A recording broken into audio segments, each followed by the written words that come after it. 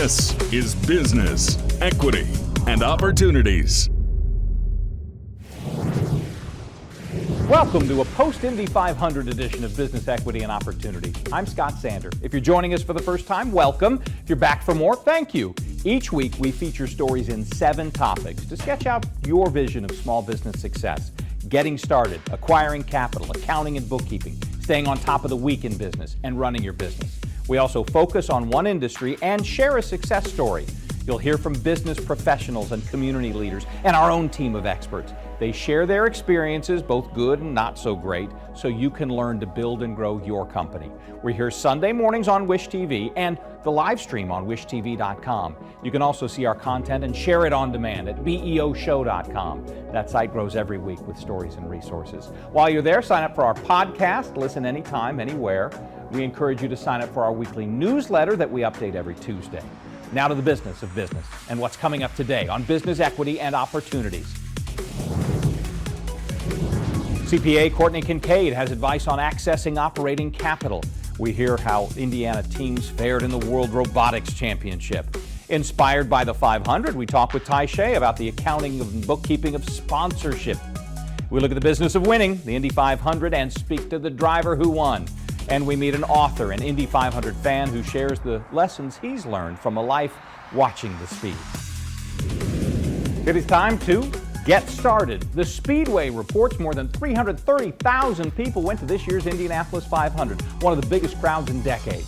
Not everyone was there just to watch the race. Some were there doing business and looking at the future of auto racing. This is Business, Equity, and Opportunities. Getting started. Rollie Helmling is the head of automotive and motorsports development for the Indiana Economic Development Corporation. He speaks to the IEDC's plans to bring more motorsports and aerospace business to Indiana. Racing is in our DNA in Indiana, there's no doubt about it. It's a huge industry, it's very diverse, and as a matter of fact, recently we had the Indiana Business Research Council, part of the Kelley School of IU, do a survey for us. The average salary in auto racing is $80,000 a year, so it is a significant contributor to the economy of the state of Indiana. But you know, wherever you go, people always ask you, when they hear you're from Indiana, about the Indianapolis 500. It is a huge part of our brand, and it's very significant, the growth that we're experiencing right now in all forms of motor racing and motorsports throughout our state. The technology that we learn from motorsports or from auto racing can apply to many other things. There's a real technology transfer there. And quite honestly, it's a big part of our defense initiative because there's so much crossover there. Also aviation, aerospace, advanced automotive, and advanced materials like composites and lightweight metals.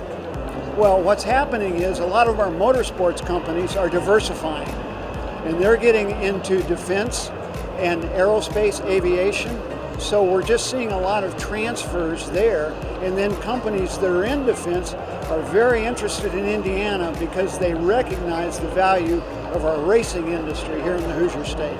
You mentioned the Ray Hall Letterman shop in Zionsville, which is a fantastic facility.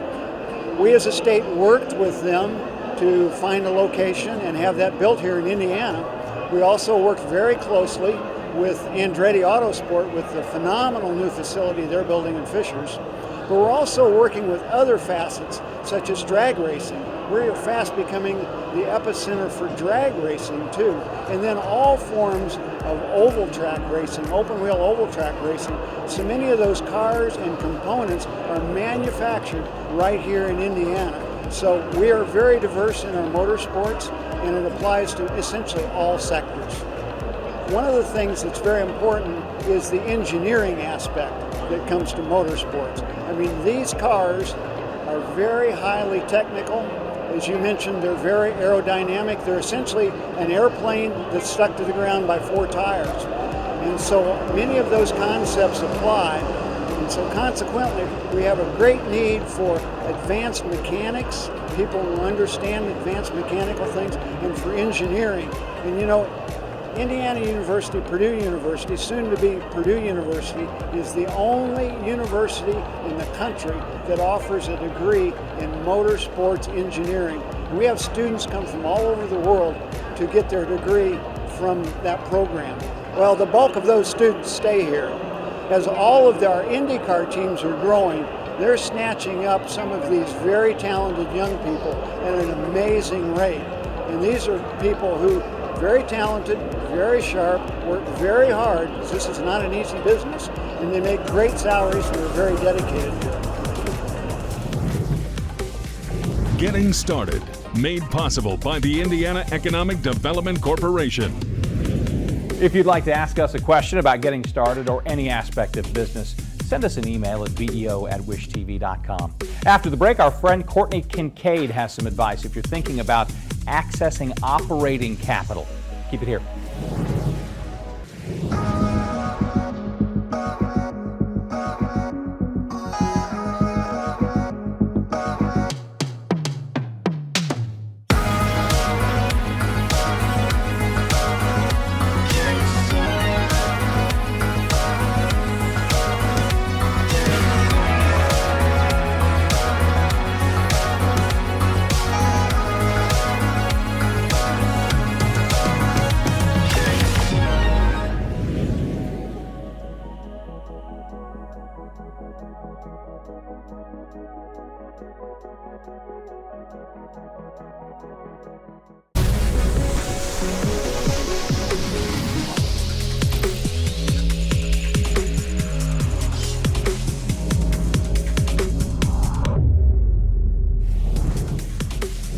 This is Business Equity and Opportunities. I'm Scott Sander. Time to embark on this week's quest for capital.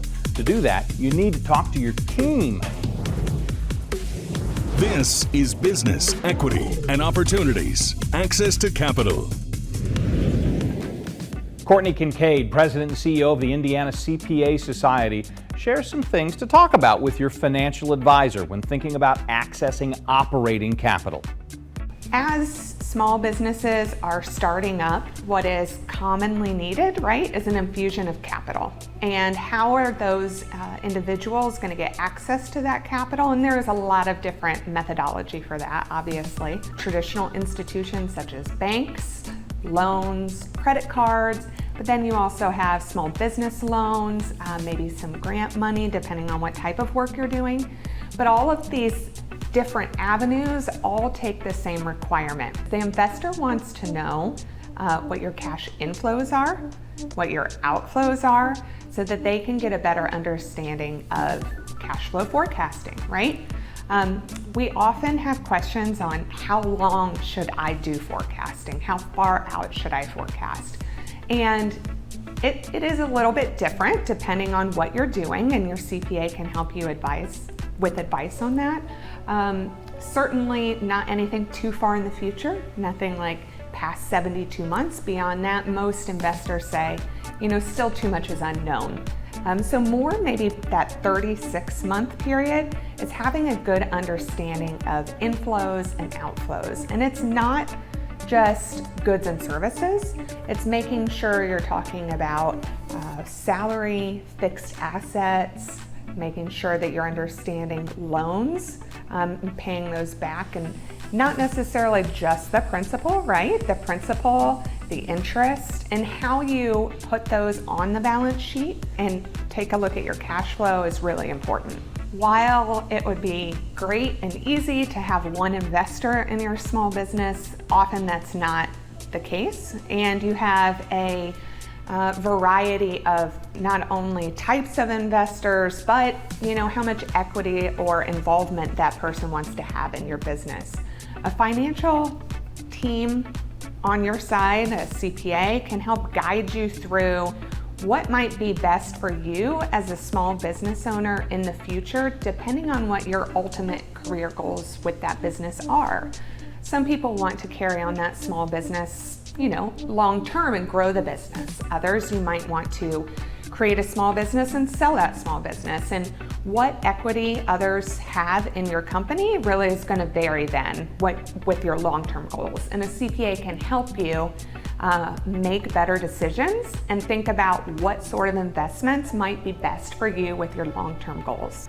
When businesses are considering investment types, you also need to consider traditional lines of credit, loans, credit cards. These are some short-term cash infusions sometimes that are very helpful, that are, if things have a short-term outlook where it looks like you might be able to recoup and be in a positive cash flow situation. Other times you need a longer-term, maybe a more substantial investment, and you might turn to someone like an angel investor. Now, the cost of investing with an angel investor is you may have other individuals who are invested in the functions of your business and the direction of your business, which is really great sometimes, right? But other times, that is not the long-term goal of the small business owner. And navigating those implications is really helpful when you have someone like a CPA who helps you through the process, who's done it many times with others. As you start a small business and you're looking for investments, those investors are going to look at your personal credit and your financial history. So it is very important before you start this process that you get your finances in order and you make any adjustments that you need to make. And again, a CPA can help you take a look at those and say, hey, let's get these things in order before we start looking for additional funding. If you'd like to know more about gaining access to capital, we have links on our website. It's VEOshow.com. Coming up, Tai Shea looks at keeping the books in a sponsorship environment, if that's part of your plan. First, though, we return to the world of robotic competition to see how Indiana teams fared in the VEX Robotics World Championships. Stay with us. Every business is unique, and every business has a target audience. Circulus Digital Media can help you connect and grow your customer base with turnkey digital solutions that are nimble to reach a customer base that spans the globe. Pinpoint a specific audience down to the smallest details. No matter the size of your business, put Circulus Digital Media to work for you and get results.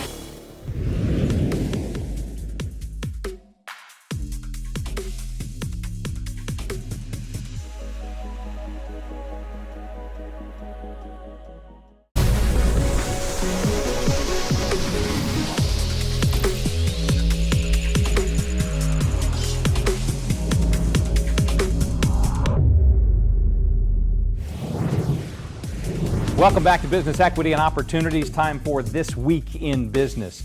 In April, we told you about the State Robotics Championship and a whopping 190 local teams that qualified for the World Championships in Texas. Let's find out how those Indiana robots and students did. This is Business Equity and Opportunities. This Week in Business. Jamie Inskeep is the program director for TechPoint Foundation for Youth. She traveled with the Indiana teams to Dallas. So Indiana had 192 teams between elementary to high school that were represented at the VEX World Robotics Championship in Dallas, Texas. And it was an amazing 2 weeks of competition. Our Indiana teams, they won about 37 awards between all of them. Yeah, we had about 25 different schools and organizations that won awards from those 37. It was an amazing time. The camaraderie was huge. Our organization was able to pass out Team Indiana hats to all Indiana students. And all meet together to take a picture. It was just, you could feel Indiana's presence throughout the entire venue. Teams will start the summer before. They'll start brainstorming and drawing up plans on the robot, and they'll start learning the new challenge for the year. They'll complete different summer camps and opportunities throughout the summer, much like a sport, and then they'll start when the school year starts with after-school practices where they will practice programming, building, driving, and they'll do that for months. They'll compete at local competitions, and at those local competitions they can qualify for the state championship, which is at Lucas Oil Stadium at the end of March. And then the teams that qualify at the state championship get to go to the World Championship in Dallas. So it's a long journey. Some of these teams have been practicing for the majority of the year to get to this place. So the students are working collaboratively to solve a common problem. Every year there's a new task and there's a new challenge, and so the students are working together to accomplish that. So they're having a blast while they're doing it, and a lot of times I don't even know if they realize the kinds of skills that they are growing, but they're learning how to work collaboratively, how to communicate effectively, how to solve problems, think critically, all skills that they'll be able to apply to any career that they choose to go into. Yeah, there's a very large range of schools across the entire state. Our organization has worked really hard to expand beyond central Indiana into the other corners of Indiana. The mission of our organization is to bring grants to priority populations, so students that are underserved, underrepresented, so that we can bring the robotics opportunities to all students across the state of Indiana. So students getting involved in robotics at an early age is sparking an interest in them. It's a curiosity. And we're building on that by continuing to introduce them to robotics, and it's building this curiosity in them that's inspiring them to pursue a STEM career. So we have students that they get exposure at a very young age, and it sets them on a pathway where they want to take all the STEM courses, all the science, all the math, and they eventually want to move into a STEM career. Yeah, so we are piloting this summer our Explore program. So this will be juniors and seniors in high school that have an interest in the tech community that want to pursue a tech career. And we're going to do a 4-week program, and each week the students are going to participate in a micro internship at a different tech company. So it's going to give them hands-on experience so they can see and hear from actual tech professionals, so they can, number one, figure out if that's the career that they want to pursue, and number two, get more experience and exposure so that they can get excited about what their future might hold. When I was young, this wasn't an option. Robotics wasn't a choice for me, and STEM was non-existent. So I think being able to expose such a young age group to a whole new world that not only is fun for them, but is also impacts our society and our culture and our world in such a major way. It's empowering for me and exciting, that especially for young girls that maybe never saw themselves in a STEM career, that now have that mindset of that not only can they do it, but they want to do it. I think that's probably what motivates me the most. This Week in Business is made possible by InnoPower. Here are some of the other business events happening in the coming weeks. The Office of Minority and Women Business Development is partnering with the Indianapolis chapter of the National Association of Women Business Owners to host a day at City Hall for its members. It's this Tuesday, 8 to 1:30 at the City County Building. The OMWBD is also hosting a panel discussion on best practices, strategies for success, Tuesday, June 13th from 9:30 to 1 at the AMP at 16 Tech. And set time aside for the InnoPower Minority Business Week. It kicks off June 12th. The theme of the conference this year is Shared Vision, Shared Destination. We just came through 3 tough years with COVID, racial tensions, and I think it's time for us to come together to understand where are we headed, and how do we know when we reach that destination, and how do we all come together to drive change and to drive the energy needed to get to that destination. The 2023 InnoPower Minority Business Week starts June 12th through June 16th. We are excited about this year's lineup. We have Teresa Lubbers, president of Sagamore Institute. We have U.S. Senator Todd Young as a speaker at our kickoff event. We have U.S. Senator Tim Scott, a presidential candidate, giving some words of encouragement to entrepreneurs here in Indianapolis. We're excited to have Terry Morris, VP of Racial Equity with Eli Lilly's, LaTanya Cisco, Executive Director of Racial Equity, Cummins. Just an amazing group of professionals that all live here in Indianapolis. Lauren Peterson James, Timothy Robinson with Lumina Foundation. Just a great group of individuals who have come together to share how do we accelerate productivity in our communities here in Indiana, and what are the opportunities that we have today. The call to action for our community is this: is coming together and building an identifiable ecosystem that allows all of us to benefit from what we are all doing together. So our goal here with the InnoPower Minority Business Conference is all the mindset of collaboration, the mindset of accelerating opportunity for those who have been left behind. So we're looking forward to working with all organizations, business owners, professionals, students in our community to share ideas on how we can do this together. As always, for more information, we have links at beoshow.com. If you or your business has an event that you'd like us to mention, send us an email at beo@wishtv.com. Later, celebrating equity and diversity during Pride Month. Next, though, Ty Shea joins us. Don't go anywhere. Grow your business with Wish TV's featured business directory. For less than $200 a month, be one of the limited businesses in 30 different categories, benefiting from one of the top visited websites in Indiana and Indiana's only statewide news station. Space is limited. Contact us today.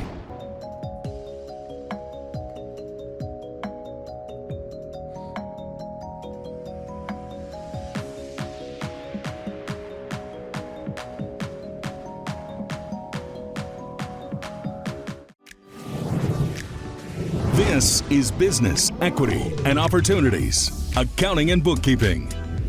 It's time to talk accounting and bookkeeping with one of our most frequent contributors, Ty Shea, CFO of Circle City Broadcasting. Ty, thanks for being with us.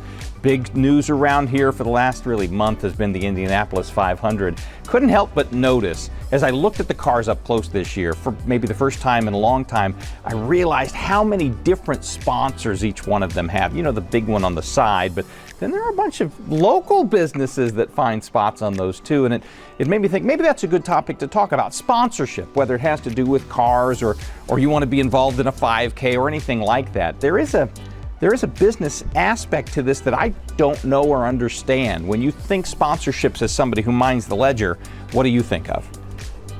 Scott, first of all, thank you for having me back. I sure appreciate it. Sponsorships are a very unique aspect as far as from a marketing standpoint, because really that's what it is. It's putting your name, putting your brand out there for public consumption. I think one of the main considerations, certainly what we do here at Circle City Broadcasting, is make sure that if we're going to sponsor something, that the product or person, whoever, whatever we're endorsing, aligns closely with our business vision, with our core principles, and so that it supports kind of our general brand as well. And so I think that's usually one of the main aspects that we consider when considering to throw our support behind something like that. What I've learned, for instance, from the teams, but I assume is true too for organizers of events that may need sponsors as well, is that you can give a dollar donation, and that can be your sponsorship, or you can give services. For instance, maybe in our situation, it might be an opportunity to be on air to explain why this benefits people. So how do you manage that in terms of dollars and cents? It seems a pretty easy thing. If it's, I cut a check for this, that's how I put it in the ledger. But there is a value to those services too.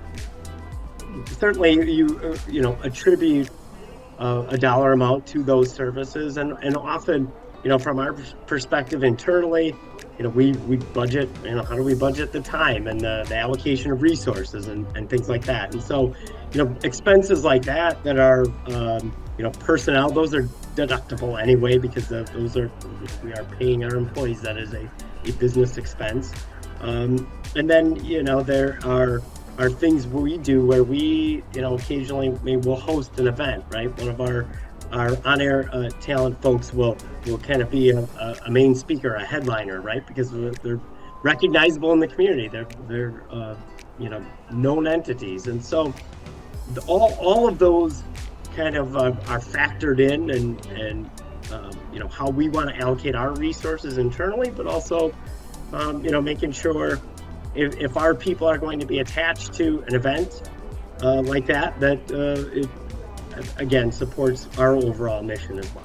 When you do it as a trade for services, is there paperwork you need to keep for tax purposes and things like that? Or is that if there's only a dollar amount involved? I mean, we always have a contract that goes along with that indicates, expectations. And we've talked about it a lot, over the course of, our many interactions, is paper up, right? You better have a contract in place so that there's an understanding of the exchange of goods, one way or the other, whether it's cash, services, or whatnot. And oftentimes it helps, certainly with our tax folks, to the more documentation we have, the better. And that's just a generally good business practice to follow. And I would presume along with that, it's just good business to remember it's good to be good, but give yourself a little bit of credit for it as well. If you just say, hey, listen, I'll make you the breakfast burritos for the morning of the race, then make sure that you see that as a business transaction too. To your own horn, and I feel like, as a media entity, we understand that concept very well, right? And kind of getting the message out. But no question, yes, that is half of it, is making sure you take credit when you step out and assist and put yourself out there in the community. You want to be acknowledged and recognized for that. Taisha, we always appreciate it. Thank you, Scott. For more information on accounting and bookkeeping or any of our topics, visit beoshow.com. There, you can sign up for our newsletter and subscribe to our Business Equity and Opportunities podcast. Listen whenever you want. A bit later, there's more to winning the 500 than just finishing first. Anthony Calhoun talks to the new champ, Joseph Newgarden. Next, though, running your business day to day. We'll be back about 95 seconds. Time to get out of the office. And on the golf course, the Wish TV Great Golf Club is back and even bigger this year. Get exclusive discounts at courses all over the metro for one low membership price. Just scan the barcode on your screen or go to wishtv.com sports to buy your Wish TV Great Golf Club membership. See you on the links. Go to wishtv.com sports to buy your Wish TV Great Golf Club membership.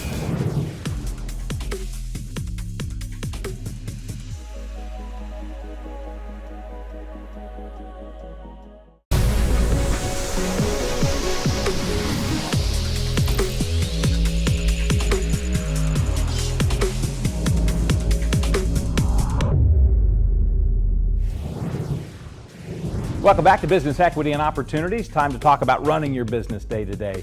June is Pride Month, a month that helps inform all about equity and diversity. This is Business Equity and Opportunities, running your business day to day. Jay Castillo Jimenez is the Community Vice President for Indy Pride. I mean, I think we talk about the climate that we're living in right now, and we're kind of being attacked as a community. So with Indy Pride, we try to just create safe spaces for everyone in our community. You think queer, you think LGBTQIA+, but there's so many smaller communities within that, and our goal is just to provide that safe environment for everyone. So whether you're black, white, Asian, tall, short, doesn't matter what you look like or where you come from, there is a space for you to celebrate who you are. And that's just how we partner with different organizations, different community leaders, just all over the state, not even just Indianapolis, just to make sure that we're creating and we're like putting effort into just making sure that everyone feels seen. I think that's the biggest thing for us. We were in a long time in the closet, and now it's like our time to shine and our time to be seen and our time to prosper. And that's our main goal, is just to make sure that everyone feels safe and that they have an equal opportunity as anybody else. I think we have different conversations when it comes to businesses. We have the education piece, and then we have obviously funding. So being a nonprofit, obviously everything that we do, every event that we do, it doesn't happen unless we have sponsors, right? So like on the education piece, I now just name a few, like the Mexican consulate here in Indianapolis, the FBI, we have done education sessions with their employees to teach them about like what is the community, what is the queer community here in Indy, what is the proper language that they can use, and how do they create those safe spaces in their companies. So obviously that's that first layer. And then the second layer is just obviously like what does that business relationship look like? So sponsorship, there's different levels. We pass out sponsor packets every season, and obviously you get different benefits from it. But obviously we don't just want it to be monetary. We always want to see like what does that conversation look like, and also like what are you doing to make sure that our community is feeling safe. So whether that is like placing your logo on a flyer, or you walking in the parade, you being on the festival, or just showing up. We've had to go to the State House so many times, and it's like, what are some of those businesses doing to support us and support our cause? Outside of June, what is happening throughout the whole year? So just making sure that we're keeping those conversations going and those partnerships. I think with our executive director, it's a very important point to just make sure that we keep that dialogue going all year long as to how we can work together. It's not just for Indy Pride, but also for their business. From Salesforce all the way to the smallest business you can find maybe on Mass Ave. It doesn't matter what size you are, we will partner and we will continue to just work together and build that partnership. I can't give you an exact number right now, but that was the biggest festival that Indy Pride has ever had. And coming back from COVID, it's just like, what a great way to come back for our community. Whose business doesn't want to be present during the festival or the parade, whether that's you're on a float. This year, the parade has grown from 143 participants, which was last year like businesses or organizations, to 183 this year.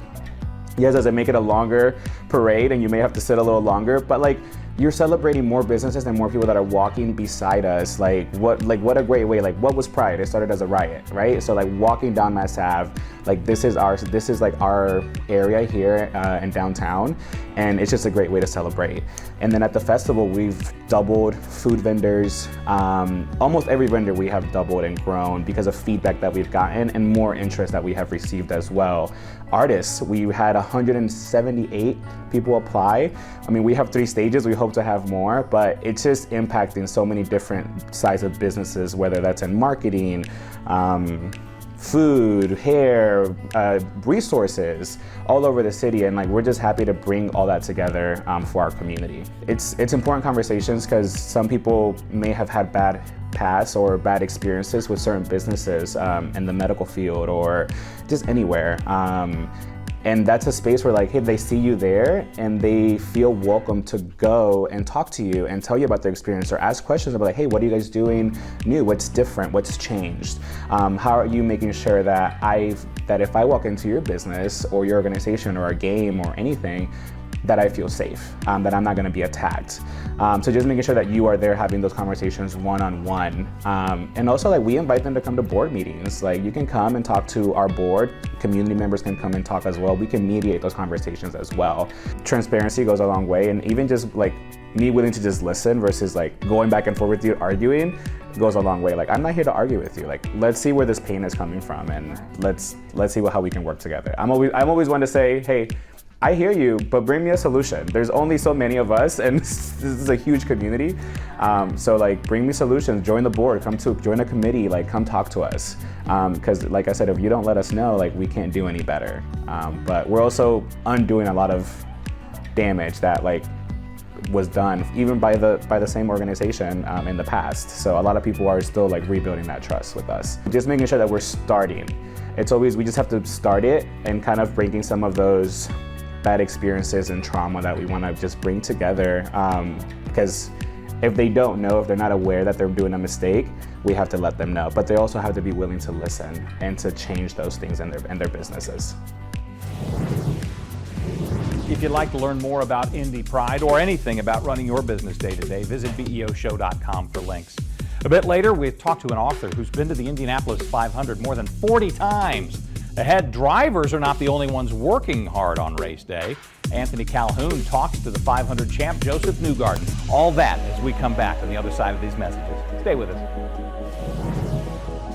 Grow your business with Wish TV's featured business directory. For less than $200 a month, be one of the limited businesses in 30 different categories, benefiting from one of the top visited websites in Indiana and Indiana's only statewide news station. Space is limited. Contact us today.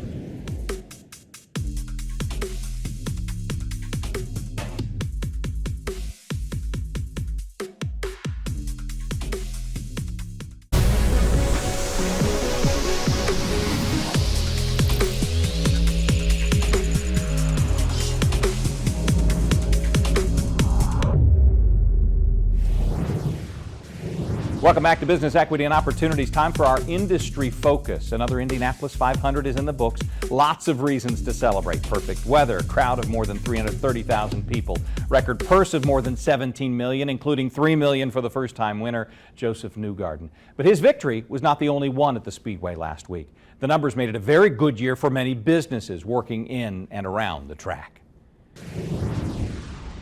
This is Business Equity and Opportunities. Industry focus. It is my first year at the 500, and I'm having a ball so far. Everything about it is just great, just being able to, the diversity of people and just getting to learn new things. I started through Midwest Bartending School, and they kind of contract out. So during the month of May, we'll be here bartending, mixing drinks, having a good time. Just be able to go out and look at the drivers, talk to the drivers. Sometimes they may come past here. I mean, everybody's positive. Everybody's having a good time. Even when it rains, they're having a good time.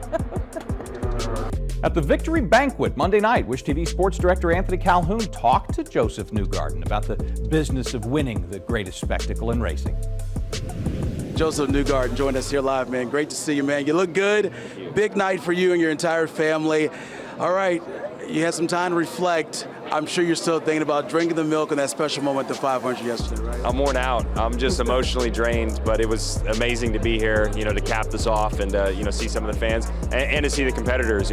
We have a great camaraderie in this series that's really unique to IndyCar. I think the respect is very high in the sport, but you also saw that we're all here to win. Everybody was competing as hard as they could last night or yesterday afternoon, and I was honored to be a part of it, and to be here tonight is just, the cherry on top. You've sat through these victory celebrations for 11 straight years, and not hearing your name called at the end as the winner of the 500, that changes tonight. For a guy who's worked so hard and has had so many mentors, and to have this moment here, what do you reflect on? Who do you give attributes to? When I think about this race and what happened yesterday, it really is family for me. I think about my mom, my dad. I think about every individual that gave me an opportunity to be in this sport and to be at this level. And, certainly recently, just my boss, Roger Penske, Tim Cindric, for keeping faith. I felt kind of like I was on the chopping block every year that I was here. Not that, we've had tons of success together and we've had really good championships and championship runs, but you can't help but feel like your time is starting to dwindle when you're at Indy and that you're expected to win the race. And so I've always felt that, but I think to the family about that got me here and that sacrificed everything to make this happen, and yesterday made everything all worth it. People are still talking about you literally running into the stands, and people love that. They're all over social media saying this was unbelievable. What a cool moment. I mean, who have you heard from after winning the 500? Just, I haven't even looked at my phone, to be quite honest with you. I haven't had a lot of time, but I've always wanted to go in the crowd here. I said if I'm lucky enough to win the race, I'm going in the crowd afterwards, and I knew exactly where to park the car, where I wanted to go, and it was just special to celebrate with the community of Indianapolis. That's what this is. It's a big event for the community, and we all of us collectively make up what the Indy 500 is, and I wanted to be a part of that energy at the end of it. And I can't tell you how special it was to be there in that moment. All right, man, we'll let you get here. You've done so many interviews, but I just want to say congratulations to you. Awesome champion here, worked so hard to get where he is today, and now you get a chance to have that Borg Warner trophy. I know it's got to be so sweet for you. Let's enjoy it, brother. Thank you. Have fun tonight. All right, there you have it. This year's Indy 500 winner, Joseph Newgarden here, right here on Wish TV. Up next, meet an author who shares the lessons of success he's learned from attending more than 40 Indianapolis 500s. Stay with us. Time to get out of the office. And on the golf course, the Wish TV Great Golf Club is back and even bigger this year. Get exclusive discounts at courses all over the metro for one low membership price. Just scan the barcode on your screen or go to wishtv.com/sports to buy your Wish TV Great Golf Club membership. See you on the links. Go to wishtv.com/sports to buy your Wish TV Great Golf Club membership.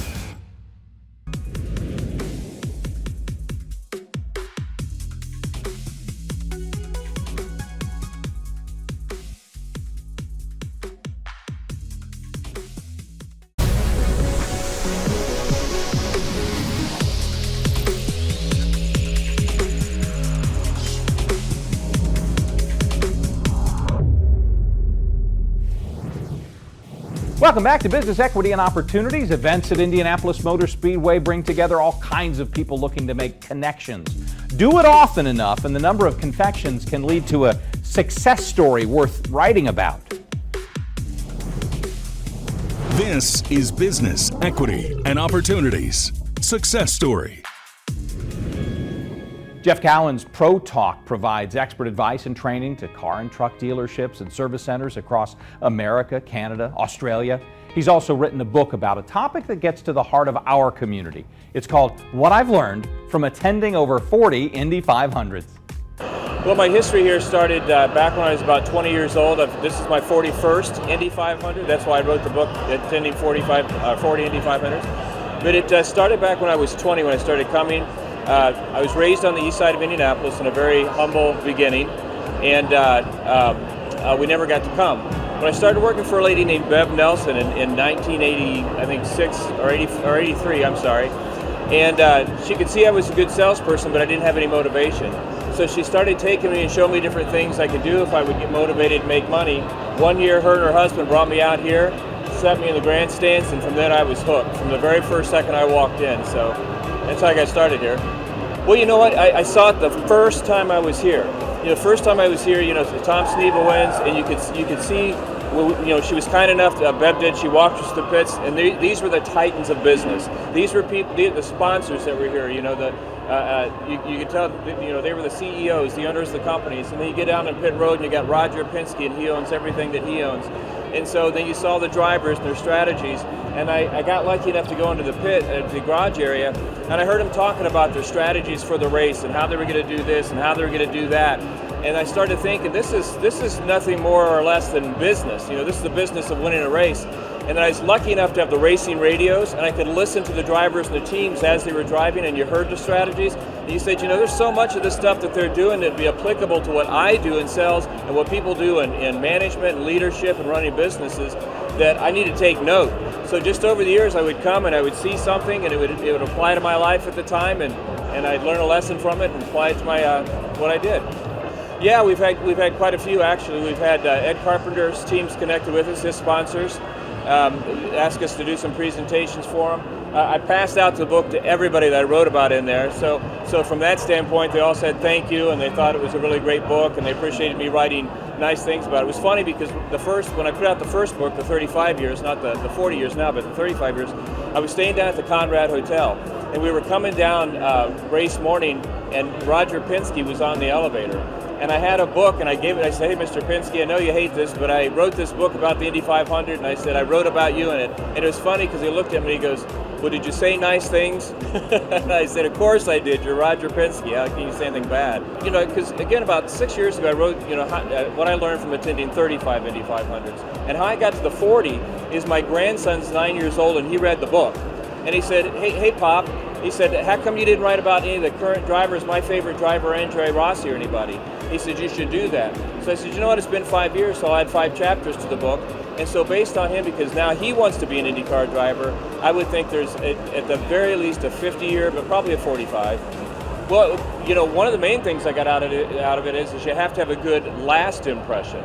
You know, everybody teaches in sales and business that the first impression is the most important thing. And it is very important, because if you don't like me in 3 or 4 minutes, chances are you're not going to want to talk to me, right? But everybody, it seems like, gets that skill down very, very quick.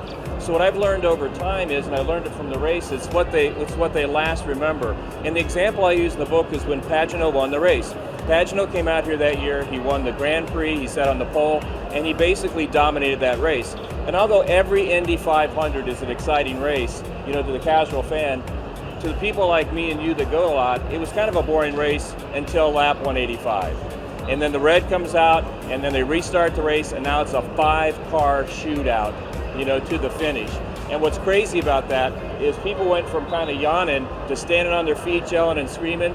And I've learned that around the world, the most requested race to watch now is that race when he won it, because all they remember is the last, you know, 5 to 10 laps. It was the last impression. And so if you can learn the skill, and we teach that in the book, how to make a great last impression, you're miles ahead of the competition. If you'd like to learn more about Jeff Cowan's Pro Talk, or if you'd like a copy of his book, you can find links at BEOshow.com. That is business equity and opportunities for this week. Thanks to everyone who shared a story with us. If you need more information about the topics on today's show, find the links on BEOshow.com. You can also find past segments of the show from all of our 7 topics. Listen and subscribe to our Business Equity and Opportunities podcast, part of the All Indiana Podcast Network. Sign up for our newsletter, which we update every Tuesday. And if you have questions or your own success story to share, send us an email at beo@wishtv.com. We'll see you next week for Business Equity and Opportunities. I'm Scott Sander. Have a great Sunday. Business Equity and Opportunities is made possible by Indiana Economic Development Corporation, InnoPower, Bose McKinney & Evans, Gemco, and Fifth Third Bank. Every business is unique, and every business has a target audience. Circulus Digital Media can help you connect and grow your customer base with turnkey digital solutions that are nimble to reach a customer base that spans the globe. Pinpoint a specific audience down to the smallest details. No matter the size of your business, put Circulus Digital Media to work for you and get results.